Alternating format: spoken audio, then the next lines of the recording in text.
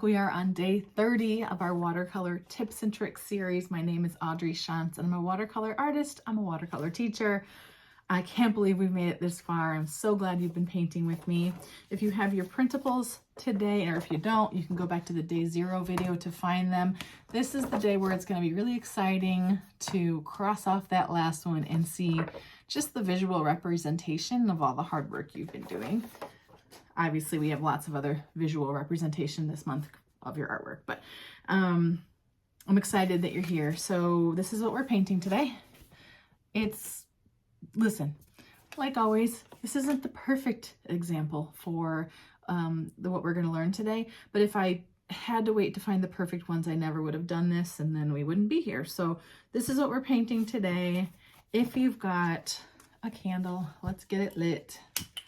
If you need to go get tea or something to drink because you forgot, or maybe some candy, some good candy while you paint, grab that too. And we'll get comfy and cozy and let's read day 30 together to see what this is all about. Weirdest title, maybe of the whole month. Detail part / high contrast. So adding detail to spaces with high contrast in a painting is effective because it draws the viewer's eye to the focal areas of the composition. It's kind of like where you have high contrast is going to draw the eye. So make sure you pay attention to that spot and add details. And then maybe you don't need to add that level of detail everywhere else. I'll be honest, this is something I'm working on. I struggle with wanting detail on the entire painting. A reminder, I'm a new painter. I'm still within my first 5 years of painting. So this is something that I like to work on, and all of these things that seem meaningful are the things that I'm sharing with you. So you get this one. So adding detail to spaces with high contrast, your eye is already going to be drawn there. So add some detail and make it punch. Do you know what I mean? So the reason we're using this one today is if you look at the back of the flamingo, that's where there's kind of highest contrast right here, upper body, and then the color behind it. Same thing on the other side. And that's where I did dry brushing to give it some little feathers. We'll turn the camera around and we'll talk about it. Make sure you're ready to go. You're cozy, and let's do our last day of our 30-day challenge. Okay, this is after I just did the whole painting with you. You did amazing, by the way. But I wanted to tell you, first of all, oh my gosh, you're going to be done in just a second. And then also I'm going to do a day 31 video that just shows like things that you can do with your cutie little paintings, because now you've got a whole bunch of paintings this size. So come back for day 31 and I'll see you then. Okay, for supplies, just like always, we're going to need a set of watercolor paints. We're going to need some kind of a towel and a jar with water in it. You've got your pencil, a kneaded eraser, a size 10 round watercolor brush, a felt tip pen for later on, and your 3" by 3" piece of watercolor paper. I've got a little spray bottle to spray my paints, and if you have a craft heat gun, you're good to go. We use the same stuff pretty much every time with a couple variations in there. So we'll kind of get some of that out of our way. And as always, we'll do the whole thing together, but we are going to start with observing. So let's get in there. Here they are. Okay, you can already, if you've been along for the 30 days, start to spy some of the techniques that we're going to be using today, and hopefully they're making a little bit of sense to you. This is a flamingo. One is probably cuter to you than the other. And what's funny is we may disagree on which one that is, so I'm not even going to point out the one that I think is cuter. They're a little different, and so will all of our artwork because we're all different artists. Simple shapes we'll use. So this is a lot of techniques we're going to go through. Finding large shapes first, right? We're going to use circles or ovals to begin with. You can see dry brushing on the back of the bird. You can see wet on wet in the background. You can see, if you look for it, you might be able to see where I've leaned into the color wheel and used opposite colors on the color wheel to get depth and dimension. I'll show you. It's in this color here and also in the legs. And you can see, I still see my pencil lines. I love it. If you don't, you'll make sure to erase them better, but I'm a big fan. And I will show you that this one fades out a little bit more in the background. versus this one. Both are good, but I'll try to remember to show you how to get that background. And I think that's pretty much enough for the observing today. Let's grab our pencils, our kneaded erasers. I'm going to use this one. I like this one slightly better. If I look at this curve in the neck, I'm a big fan of how tight it gets here, and just so, but if you like this one, I'll give you a second to take a screenshot if you wanted to just see any of these for later. And moving this one out of the way, pulling this one in, make sure you're comfy. I gotta see this a little bit better. There we go. And we're gonna start by finding that large shape. The background we're not gonna draw, so that's not one of your large shapes today, but this is. And if you look at it, it could be kind of like an egg almost, where it's wider on this side, gets smaller over here. And let's look at how much space we need to make sure we keep on this right side. Ooh, I'm trying to look. It's not even exactly that. What do I have today? There we go. Maybe, well, you can see it's not even the joint of my thumb to the end of my thumb, but I need a decent amount of space. It might be a full third, I guess, of my paper, something like that. Just look for it. And remember, we're going to press lightly with our pencil, so we'll be able to erase it if we want to move it. I notice I've got a good amount of space underneath, so maybe I put a little mark here. Maybe a little mark here where I want it to not go past. So this is a big shape, but it is not centered. It's going to come all the way to maybe here. And then I'm not accounting for that feather sticking out because right now I just want to get the shape that's underneath of it. Okay. And as I look at how high it goes, it might go this way. So you're putting dots. I know you don't have like the ability to have this exact same size one next to you, but we'll realize that it's longer on this side. So if I give this a tall, kind of a vertical line, but it's got a bit of a curve to it. And what if I gave a curve over here? And what I'm doing is giving myself just these things to just curve to meet each other. So I'm going to try it, and we're pressing so lightly because all of us are going to have something wonky here in a moment. And that means we will have started, so it's a victory. I added a bit of a straight line here, like a diagonal line, because I just kind of saw it. And look on mine, like straight line, straight line, straight line in these 3 spots. Just a little bit, getting some of that curve in before I even get this egg shape too established. Now, I don't want you to do anything with it. If you were to add all of your details and decide to move this, you have to move everything, and we don't want that. So we're focusing on composition for a moment. And I actually want to find this oval right here. Don't worry about the beak and don't worry about the neck, but here I can draw on top of this. See that? It's small. I'm going to put my pinky down here. It's like smaller than my pinky nail. Okay. And I'm going to have to guess where it's going to go. So I'm going to come up here and notice, oh, I can put my pencil in a half up here maybe. So maybe go like this. And on this other side, I got space for more. So I'm going to put it maybe here. Now you're pressing so lightly because you'll just move it, which really makes us not worry about it.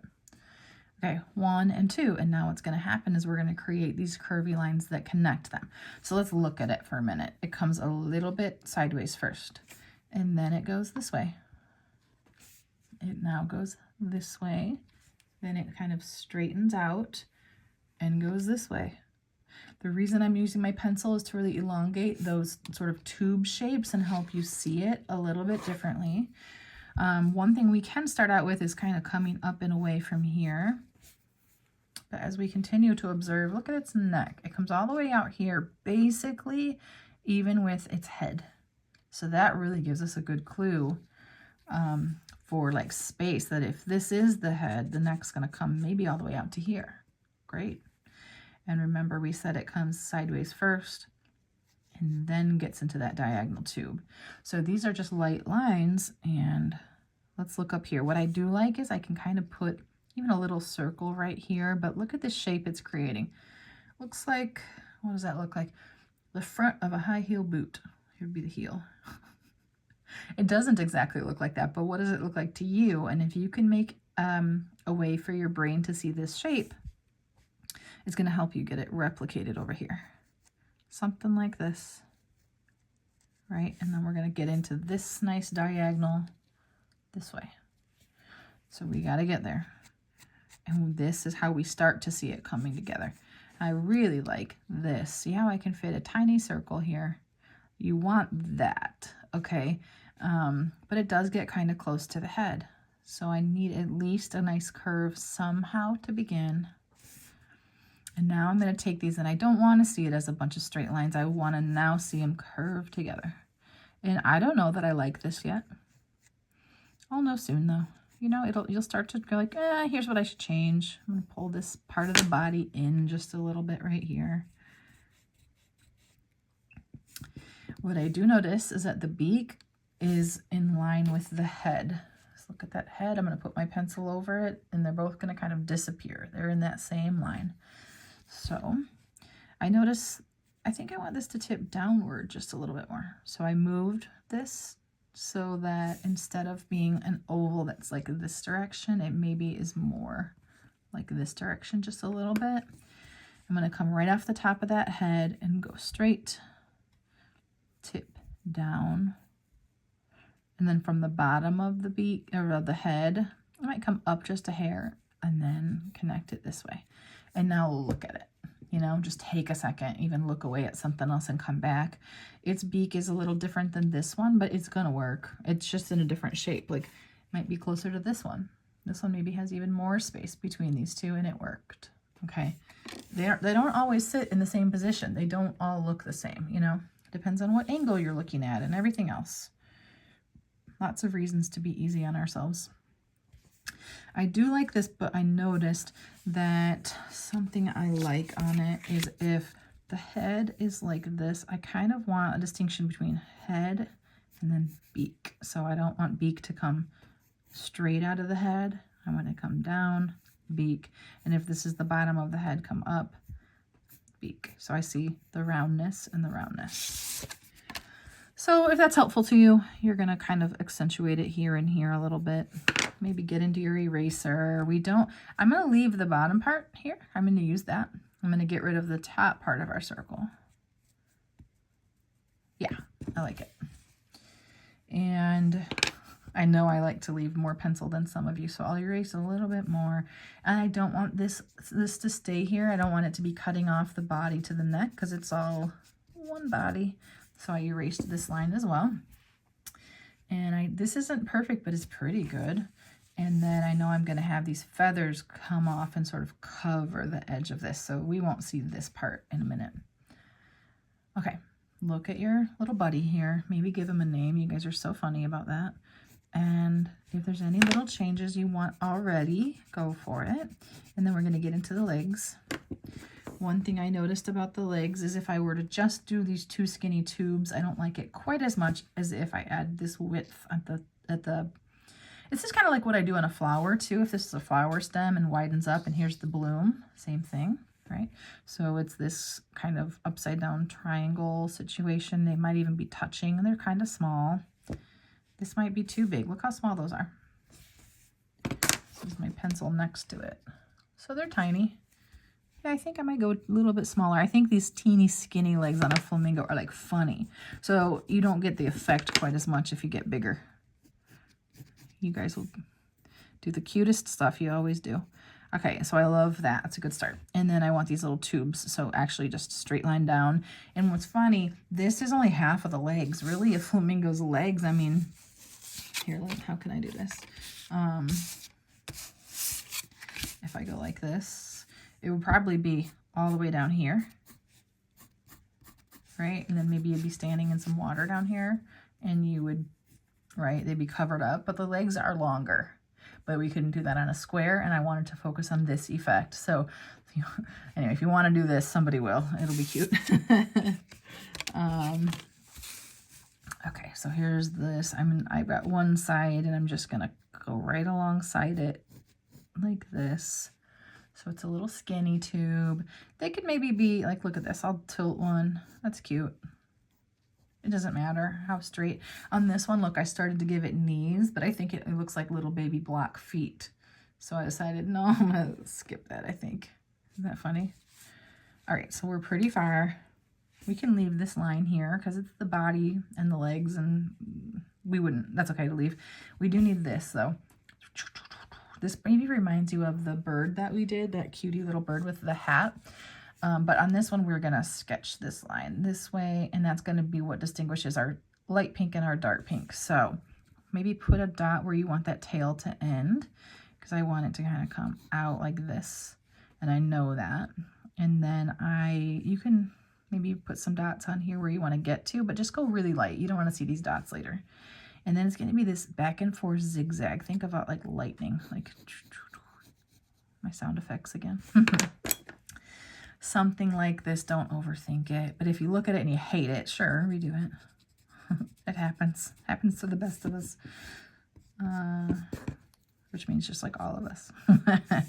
Okay. Something like this. It's cute, right?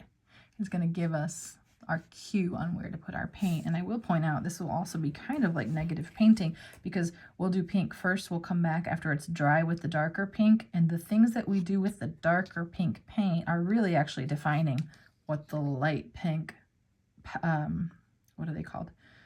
Feathers. The shape of them, right? And this is more how I actually use negative painting, not in the way that we did together. Oh gosh, that was so funny. Okay, I like it. I maybe want this to round up more and have more definition underneath of his little head there. I think that's cute. And great. Let's do a couple more things. I'm going to zoom in. We'll get a couple details on the face and we're going to be done with our sketch. So for the face, kind of a little dot for the eye. You can do the, obviously eyelashes are cute, but you can also kind of do it in this clean way here. And this is going to be a line that runs down, maybe not halfway, a little bit lower than halfway from top to bottom. Take it all the way down to that curve.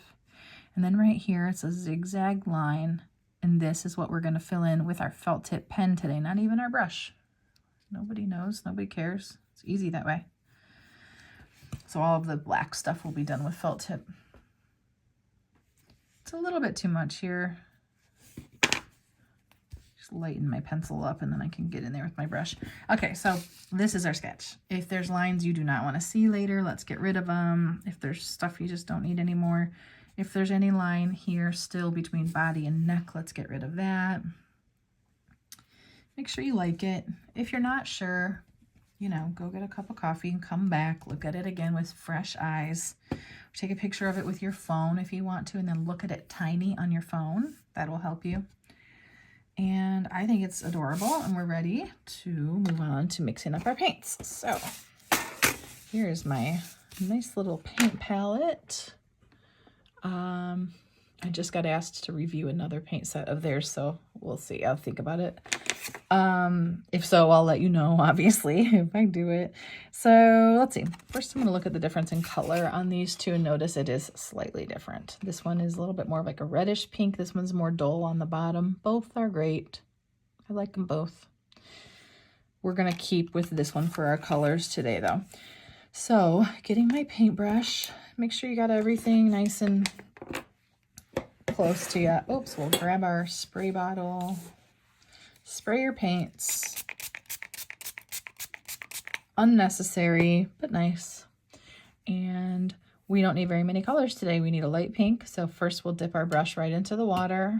I'm going to use the one on top left, but you can use any red that you have plus water to get pink. I'm taking a wet brush, grabbing some pink and swiping it right onto my palette. It's very dark. So what I usually would do is go into my water and add water to it, but even then it's darker than I want. So I'm actually going to take this brush and clean out the pigment by pressing into the bottom of the jar. I like to say like press, press, press into the bottom of your jar to clean out your brush. And then I'll add just straight water to it. And that's lighter. Honestly, I want it even lighter. So I'll take this and start a new puddle. Clean out my brush again and come back. And this is a nice light color for me. We're going to end up doing the whole body of the flamingo first. We'll do a little tiny bit of wet on wet with that, let it dry and come back with another layer. So maybe this is a good start for my darker layer. And you can either just use straight from your pink paint to get your darker layer, or you could do pink paint, and I'll just do another puddle right here with the teeniest bit of a green one little touch. Mix it real quick. That looks like purple. It's too much. Clean out my brush, but you see it's going to have this different, more shadowed look to it. If you want to get into color theory and add one color from the opposite. And I will tell you real quick, color wheel is on day 26 if you want to look at that for a minute. Dry brushing we're going to do today. If you want more on that, that's day 27. Probably should have told you more here, but you guys are doing amazing. I'll see if there's any more I can reference for you. We can look back there in the title. 1, 2, 3. And I will for the legs. I do want you to kind of get into this. So for that, limit your water, okay? I'm going to clean my brush, wipe it on my towel. And with that brush, which is only damp, I'll get a little bit of that pink right here. One little teeny tiny bit of green, very small. It real quick is too much. I'm going to add water and look at it. A little bit more pink. So if it gets too green, you add more pink. If it's too pink, you can add more green. But I will tell you that green takes over fast, and we only want a little. Like this is nice. And notice it, I'm moving it around to notice what the color is so I can see through it. Okay, well, I got some good options here for my pink. And now I'm going to get into greens. I'm going to use this part for the greens. So I want something light to start with. I'll grab that lime green one off of the top. And I'm adding water. It's just a nice puddle like this. So you can look at this one for size if that's helpful. And I want probably like 3 different greens, and then we're going to make the real dark one too. So here's one. I'm not even going to clean my brush because I don't mind the blending. I'll grab another one. I'm doing the second one up from the bottom right. I know we don't all have the same paint set, so if you don't, you can do a green mixed with one that has blue in it. One of your greens, clean out your brush real good and add yellow to that one. Another one maybe a light green, maybe one you just get real heavy into your paint so you get a lot of pigment in it, but play with your greens. Let's get 1, 2, I will get this. I think this 4th one up is nice because it's different. It's clearly different because it has some of that blue in it. So I'll get some of that.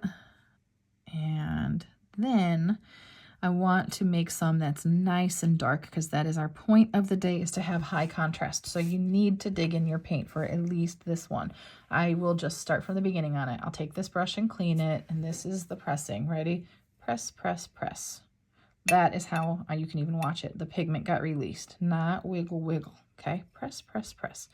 And then from there, I'm going to wipe my brush on my towel. And I just did like wipe, wipe. And I'll take that brush. I'm going to get into one of my darkest greens. That's the 3rd one up. 3rd or 4th are both good, but I'm digging my brush into that one. And I'm going to start this small puddle. And then I don't have a ton of water. I'm going to go into this red and get 1, 2 swipes maybe. See what happens. I need to make sure, like this should be looking almost, not black, but almost, right? Because that's what happens. I mean, this does look like black actually.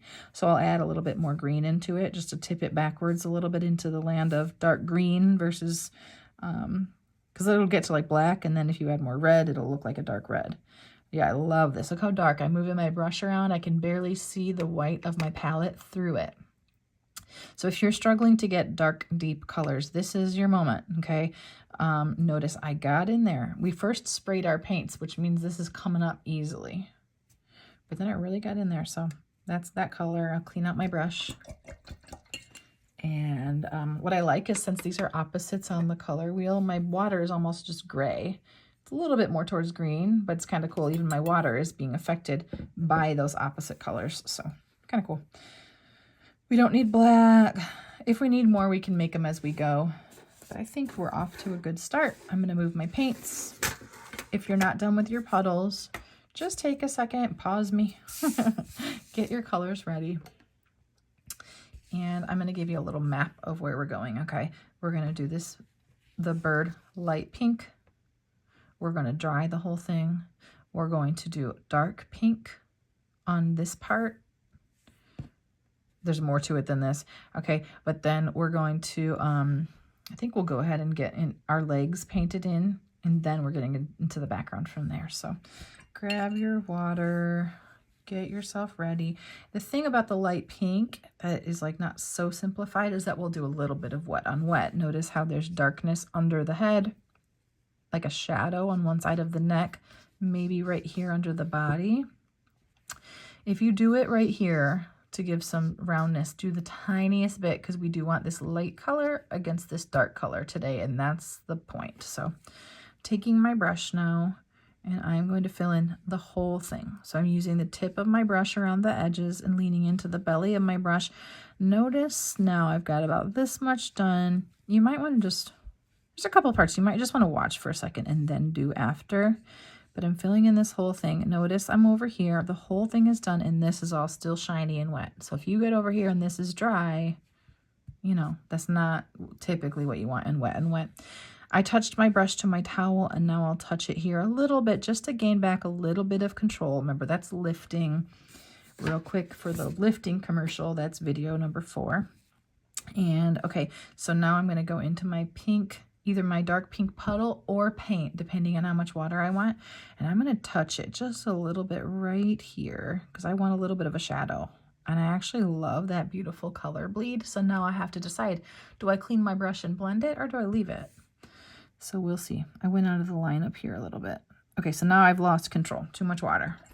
Cleaning out my brush, drying it on my towel, and I'm just going to grab some back by pressing and lifting. And now I'll have to go back in again, but I'll do the same thing. I'll grab some control back. Now I know I really need control, so I might take my pink right from my paints and not worry about any of that extra water that's in our puddle. This is pretty good. I might do the teeniest bit back here. That's already more than I want, so I'm going to clean my brush, dry it, and just take that damp brush and kind of lift a little bit of it. Remember, you can keep lifting while it's wet.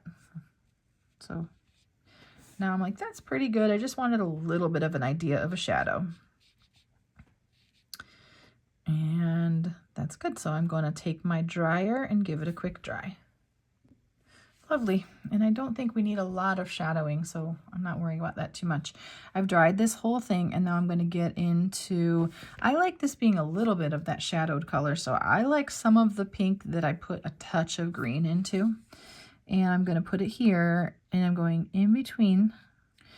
And this is where you are doing negative painting because you're going around that shape. That's the top shape. So by cutting under it, I need to look at what it's creating up here because it's making it look like that's the feathers. This probably would have been a lot better of a video for negative painting than the one I did. That's funny. Okay, I get over here, and where does it end? Okay, so I'm going to actually let it end like this.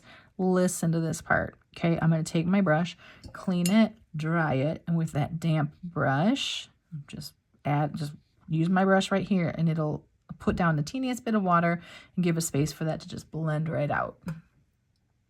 And then we don't have hard lines like feathers up the whole thing. It's just here. So this is already an example of detail where there's contrast because there's darker, and it really kind of points that out. And I like it. So this is good. I think we'll actually dry it again, and then we'll get a darker color for the legs, but I don't want the legs to blend into this. Okay, so just back at our paint palette for a minute. This is why we had that darker color. So less water now. You know, clean brush, dry brush, then using the tip of your brush, grabbing some of this teeniest bit of green maybe, but it goes fast. So you better like the color here because, you know, it's going right onto your painting. This is the color I want, but it's too dark. So I'm going to take some of it and put it over here and clean out my brush. I'm drying my brush on my towel because remember, I still want control. And I'm even going to take from some of this extra. This is more what I want. See, I'm grabbing from my puddles now. Okay, I like it. And I'll get in here and we'll do the legs. The legs are going to be 2 layers. One is just filling them in with a darker paint.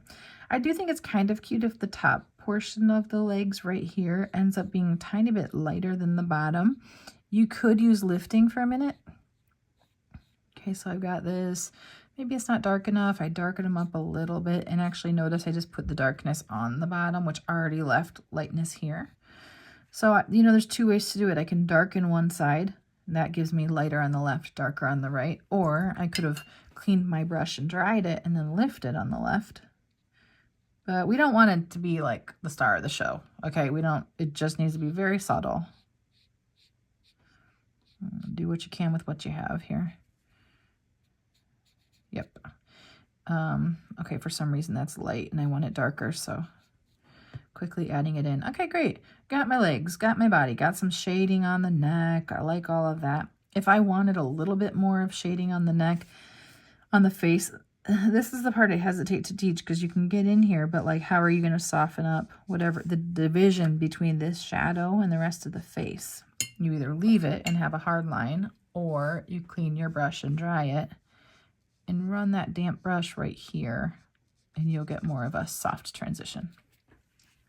Okay, we are almost done with the actual bird. This is one of those where, is a flamingo a bird? Like, of course it is, but I feel like you're also going to tell me it's something else. Ugh, I'm good at other things, okay, guys? It needs the dry brushing, but let's wait. And so for now, we can just make sure everything's nice and dry, and we're going to make sure our colors are good for the background and get to that part. Just a quick little recap. We've got 3 different puddles, maybe at least, and then we got into this very dark puddle.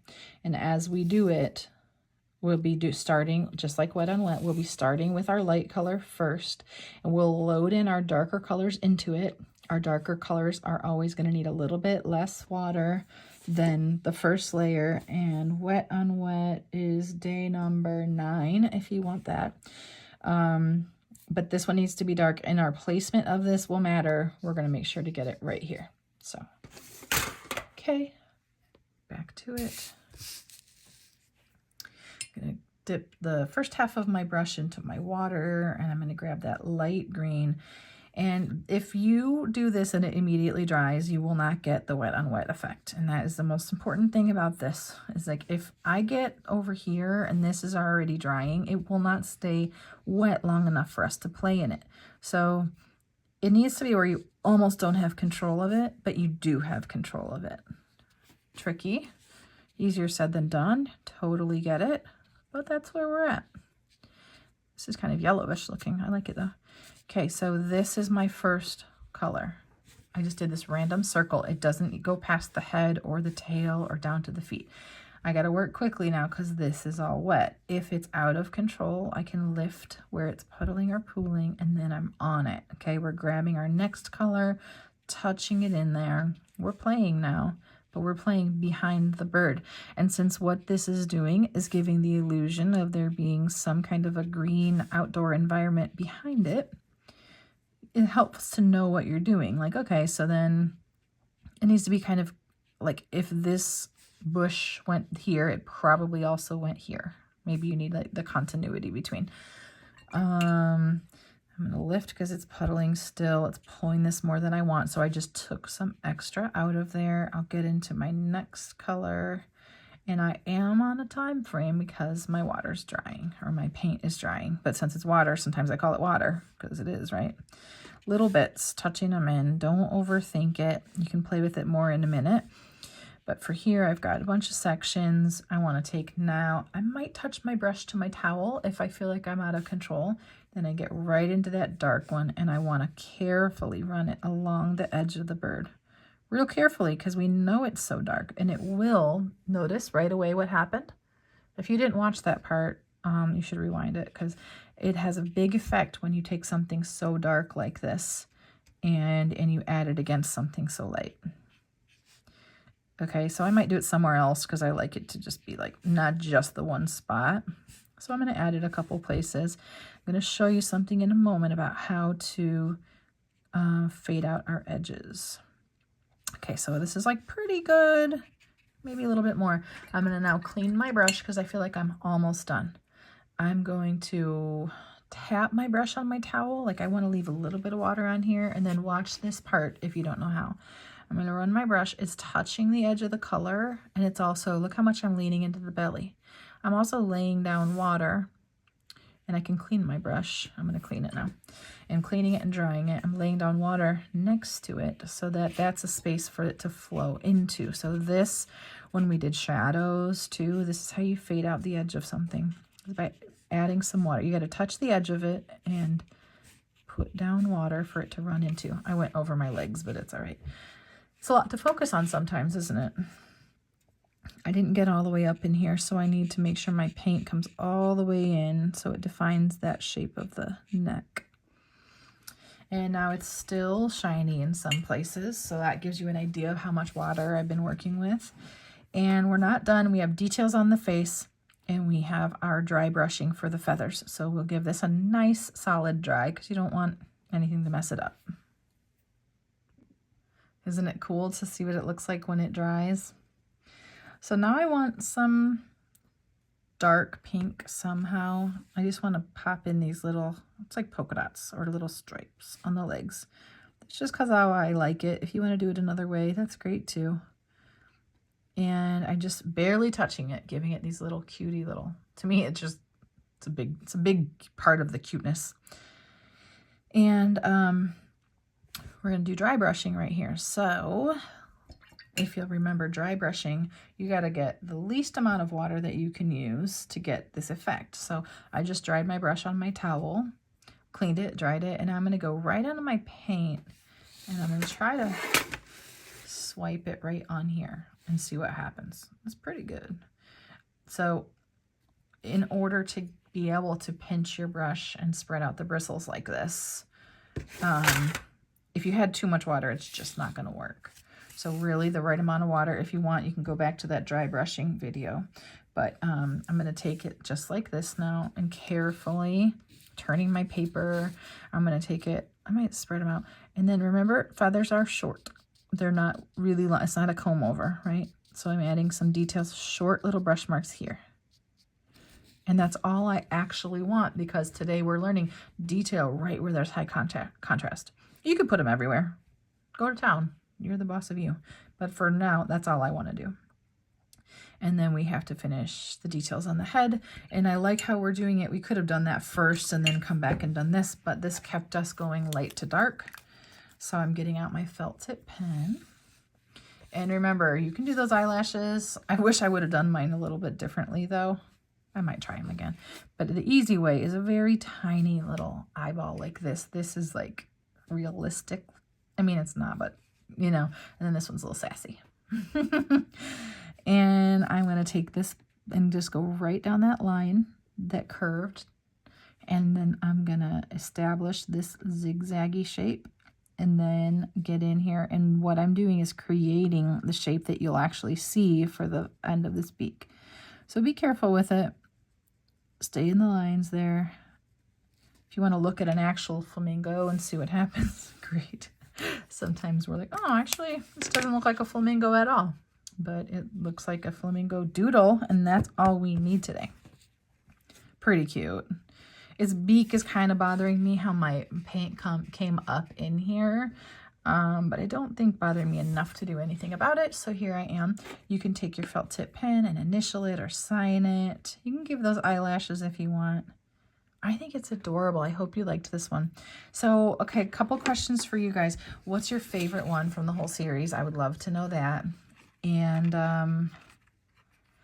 maybe just the one question. And then I don't know what I'm doing yet next after this. So some people are saying, let's do Christmas, let's do a series. And I will say I'm thinking about it, but this has been a very busy month. So I got to think about it. If you want to see what's next though, follow me on social media, on Facebook, on Instagram.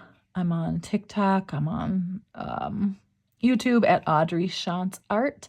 And oh, wait, guys, close one. Hold on. Where's our calendar? I'm asking you like you moved it. Oh, it's the final day. I think you should save this, by the way. If this season was meaningful to you and you feel like you grew as an artist, this might be something you want to hold on to for later. You might want to look back at it when you see how good you are. When you keep going, you know, you might go back and go, oh my gosh, this is how it started. Because this is how it started for me. It was by painting. For mine, it was 40 days to begin. So you guys are amazing. Thank you. And I will, there's more videos here on my channel. If you're needing more, you can probably find some.